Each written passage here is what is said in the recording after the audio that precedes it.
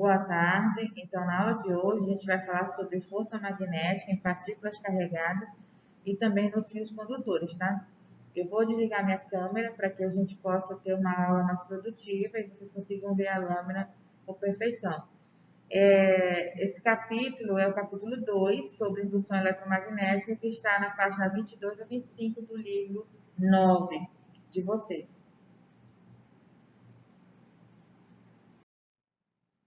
O que seria a força magnética? Então, a força magnética, ela depende da forma no qual a carga é lançada na região de campo magnético. Então, ela fica sujeita a essa força e essa força faz com que ela desvie a sua trajetória. Isso foi descrito por um físico chamado Lorentz. Lorentz fez um experimento e matematizou essa equação, essa força. Aqui nós temos a representação gráfica não, né? A geométrica da carga, onde eu tenho a carga, essa carga vai sofrer uma força magnética e, consequentemente, ela vai mudar sua trajetória. Essa seta aqui que está apontando é a velocidade. Vejam que o campo e a velocidade formam um ângulo. Então, Lorentz ele descobriu que a força magnética seria essa carga versus a sua velocidade versus o campo magnético versus o seno do ângulo. Então, a força magnética sobre uma carga elétrica, ele definiu dessa forma. E ele disse que o campo o ângulo entre a velocidade e o campo seria o θ. Em unidades dimensionais, nós temos que Q é a carga em coulombs, B, Tesla, é o campo, V é a velocidade em metro por segundo e a força magnética em Newton. Qual seria, então, a direção dessa carga? Então, a direção e o sentido da carga vai depender muito de como eu vou fazer a regra. E a regra que eu utilizo é a regra da mão esquerda, onde o polegar aponta para a força magnética, o indicador para o campo magnético e o médio para a velocidade da carga elétrica, como vocês podem ver aqui na figura. O polegar é a força, indicador o campo e o anelar ou médio é a nossa velocidade. É importante a gente saber que a carga que é lançada no campo magnético ela vai ser negativa. Então, logo eu fazendo a regra da mão esquerda, eu vou inverter o sentido da força encontrada. Então, se ela aponta para cima, que é a questão do polegar, eu vou ter a força apontando para baixo. Por quê? Porque ela é negativa, a carga. Representamos esse vetor da força magnética de duas maneiras, como a gente já viu nos outros slides em que vocês aprenderam sobre solenoide. O vetor ele pode ser entrando no plano, que aí ele aparece em forma de X, ou ele pode estar saindo do plano quando ele aparece com uma bolinha preta no meio. Essas duas maneiras eu represento. E aí nós vamos falar agora sobre a força magnética no fio condutor, percorrido por corrente. Então, você tem a representação aí do fio, o campo, a corrente e a força atuando nesse fio. Então, em um fio condutor, o movimento ordenado dos elétrons vai gerar corrente. A gente sabe disso.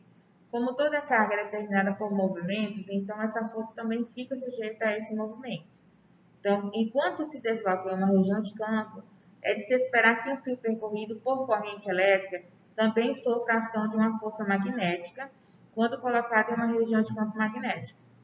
A análise das características de força será feita nos próximos slides. Então, vamos analisar.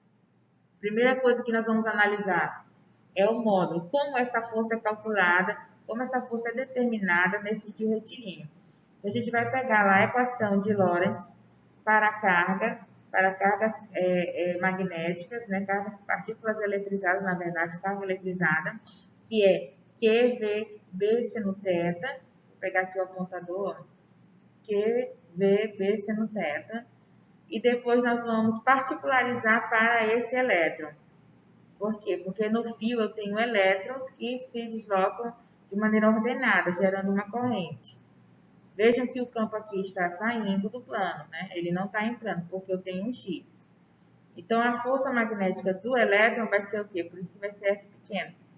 A carga do elétron, que é E, V, B seno θ. Sabendo a gente que a carga do elétron é aquela carga elementar que a gente conhece, Ezinho, 1,6 vezes 10 a menos 19 coulombs.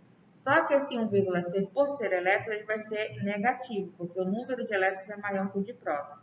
Até porque quem se movimenta no fio e no átomo é o elétron, né? Depois nós vamos fazer o quê? Usar uma força característica, ou seja, como a corrente elétrica é dada pelo movimento ordenado de N elétrons, ou seja, muitos elétrons, então essa força magnética total que age sobre o fio vai ser N versus a força magnética do elétron, que é aquela lá, NeVB seno θ, tá? Então a gente particularizou, né? Botou N na frente, então N vezes e todo aquele restinho. Por quê? Porque o N se representa vários elétrons. E aí eu sei que a carga é número de elétrons vezes a carga elementar. Então eu vou substituir o Ne por Q, ficando com a equação agora QVB seno θ. Nós temos que relacionar essa corrente, aliás, essa equação da força magnética no fio retilíneo com a corrente. A gente vai chegar numa equação em que vai aparecer a corrente. Além do que, deve aparecer também o comprimento desse fio, tá? Mais uma vez, a gente vai usar outra equação, a equação da velocidade do elétron pelo fio, que vai ser determinada por aquela equação lá do movimento uniforme, V delta S sobre delta T. Se eu disser que delta S é o comprimento, então, onde for delta S, eu substituo por L. Então, V, L, delta T. E aí, eu substituo lá na equação o V. Né? Onde aparece o V, eu vou substituir por L, delta T. L, delta T. Vou botar esse ΔT embaixo de quê? Porque quando eu colocar o ΔT embaixo de quê, eu vou ter corrente, porque carga sobre o tempo é corrente. E aí eu chego na equação final, que é o resultado de todas aquelas equações, né? E aí, essa sim é a equação da força magnética em fio retilíneo com corrente. B, que é o campo, versus a corrente, versus o comprimento, versus o seno do ângulo. E aí eu tenho essa corrente no fio retilíneo. Determinei, então, a partir dessa equação, o módulo da força nesse fio. E como que funciona a questão, aqui a questão do ângulo, como a gente já sabe, corrente e campo que formam um ângulo. E como a gente determina, então, a direção e o sentido? Novamente, usando a regra da mão esquerda, onde o polegar vai ser a força magnética, o campo U vai ser representado pelo indicador e a corrente pelo médio ou anelar. Vale ressaltar que a corrente elétrica ela vai sempre do sentido convencional, né? Ela tem sentido oposto a movimentos elétricos, ela vai sempre no sentido negativo para o positivo, mas convencionalmente ela foi determinada do positivo para o negativo. Esse é o nosso assunto de hoje. E a atividade que vocês devem construir vai estar o quê? Vai estar na página 27, 28 e 29 do livro 9, tá? Vocês devem fazer as atividades, bater a foto. Vocês podem usar o aplicativo chamado CanScan. Ele já vai fazer o quê? Ele já vai bater a foto e transformar em PDF para envio. E aí você vai enviar no e-mail da instituição, e-mail pessoal da professora da instituição, onde você vai identificar no e-mail o seu nome e sua turma no assunto.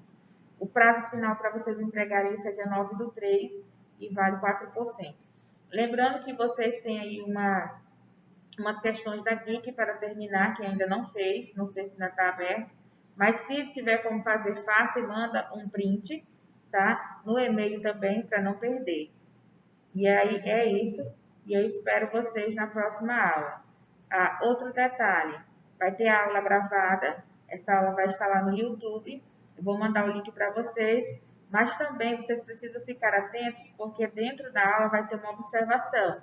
Vocês devem assistir a aula e ao final, ao terminar de assistir a aula, vocês devem comentar com o nome de vocês, para que eu possa lançar a frequência de hoje, tá bom? Um abraço e até a próxima aula.